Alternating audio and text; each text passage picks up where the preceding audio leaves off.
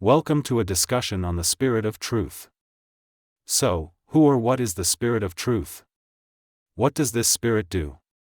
How does this Spirit fit into the evolutionary plan of a universe? Does he work or coordinate with other Spirit influences? Is he personal?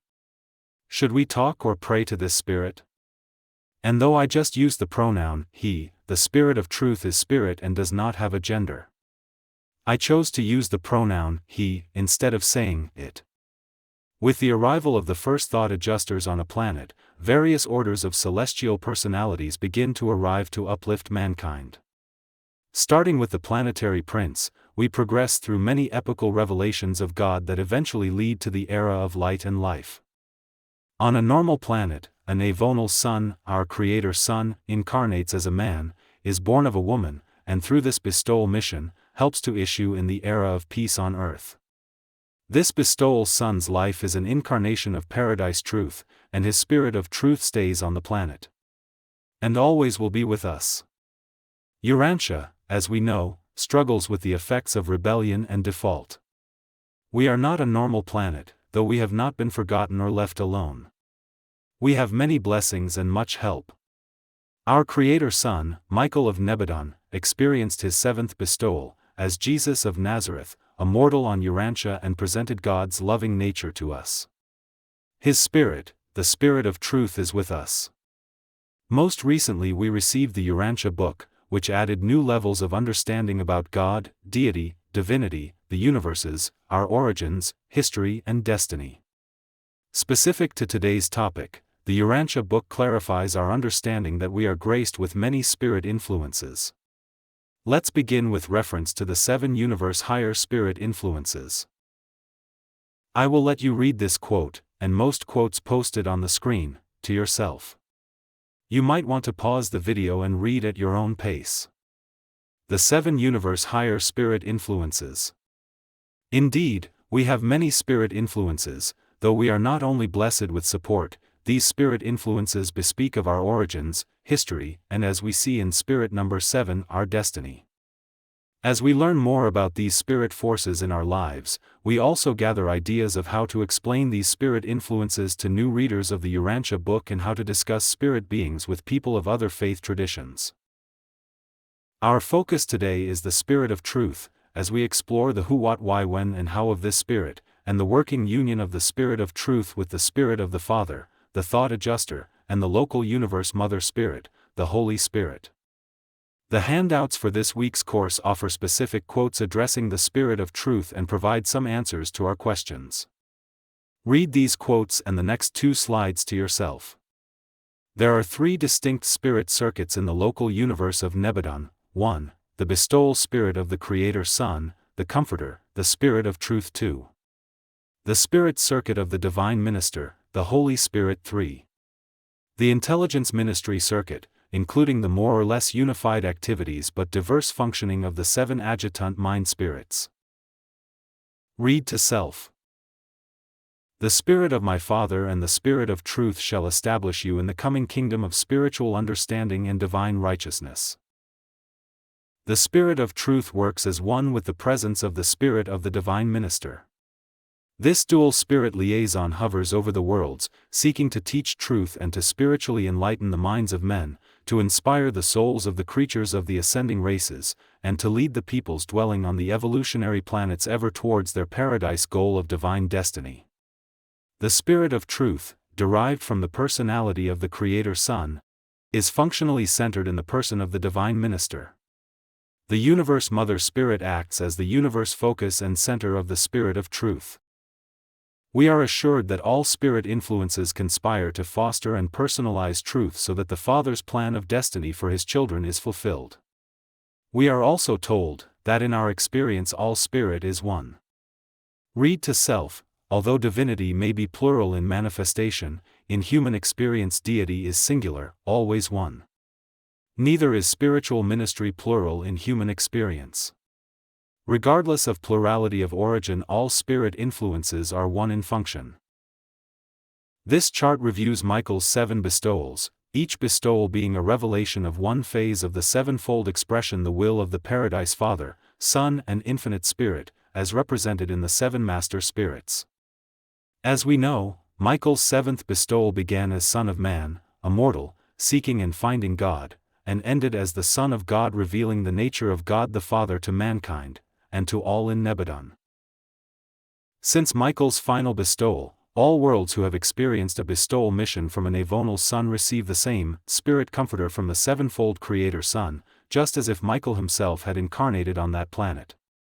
After a Creator Son completes his 7 bestowals and attains Master Son status, the Spirit of Truth, the Spirit of the Universal Father and the Creator Son, is liberated for planetary ministry to all mortals with will capacity. This prepares the way for the universal bestowal of the thought adjusters on that planet.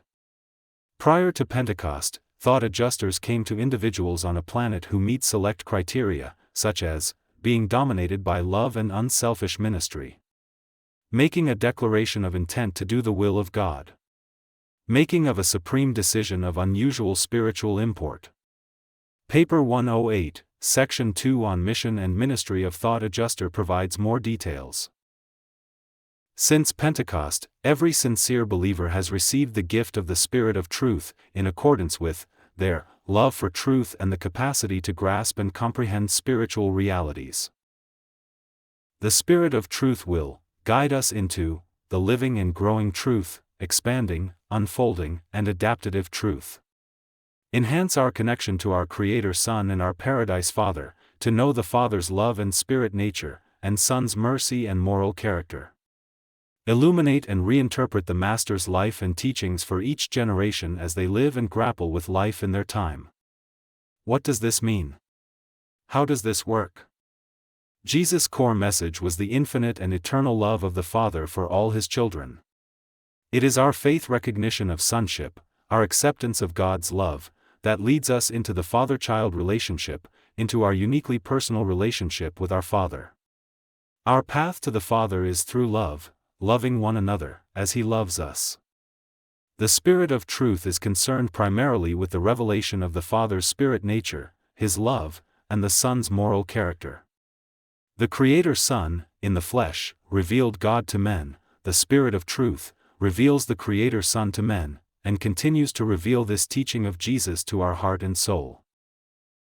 Read to self. Jesus shared with the apostles and disciples that the Spirit of Truth will live with each one of you, in your hearts, and so will all the children of light be made one and be drawn toward one another. And in this very manner will my Father and I be able to live in the souls of each one of you and also in the hearts of all other men who love us and make that love real in their experiences by loving one another, even as I am now loving you. It was their personal relationship with Jesus that kept all but one apostle close to him and in his service. It was the power of love for Christ Michael, the Spirit of Truth within their hearts, that sent the early apostles and disciples from their homes, into hostile communities, into unknown lands, and into extreme danger, sharing the love of Jesus with everyone they encountered. From the times of Michael's bestowal to this present age, the power of the Spirit of Truth continues to inspire, teach and embolden all men and women who value truth. Read to self. This new teacher will be forever unfolding to the truth-seeking believer that which was so divinely folded up in the person and nature of the Son of Man. But the Spirit of Truth is almost wholly limited in function and power by man's personal reception of that which constitutes the sum and substance of the mission of the bestowal Son. Jesus taught, "My disciples shall enter the kingdom of heaven by their moral decisions and by their spirit victories." These spirit presences, the thought adjuster, the Spirit of Truth, and the Holy Spirit function with our cooperation and with what raw material we give them. This includes what we learn, know, believe, and do, our decisions and actions. Most importantly, this means our desire for truth, our sincere intentions to know the Father, to live in His love, and express His divine love, through our personality. Throughout this whole TEP course, we have spoken of the importance of worship and prayer as we transform from a holy material being to a faith son and then to a Urantia ascender. It cannot be stressed enough that worship and prayer boost our receptivity and connection to the Spirit presence within and around us. The Spirit of Truth will lead all believers to truth, spiritualize our knowledge with living experiences, supplement our spiritual awareness of sonship with God, and if we ask, guide our path. We must cooperate and participate in our spiritual growth. As Jesus told Ganid, we cannot reveal God to those who do not seek for Him. Sometimes the experiences in a person's life create a desire to find peace, assurance, and reality, in essence, to be hungry for truth and to search for God. Or a mortal being may desire to know God as the result of contact with those who love God and openly share His love. Behind every seeker, the Spirit of truth whispers to them, urging them onward. Within every believer, the Spirit of Christ Michael fills us with love for our Father and all our brothers. Given the unprecedented restatement of the life and teaching of Jesus in the Urantia Book, we know more about Jesus' whole mortal life than did His family and the apostles.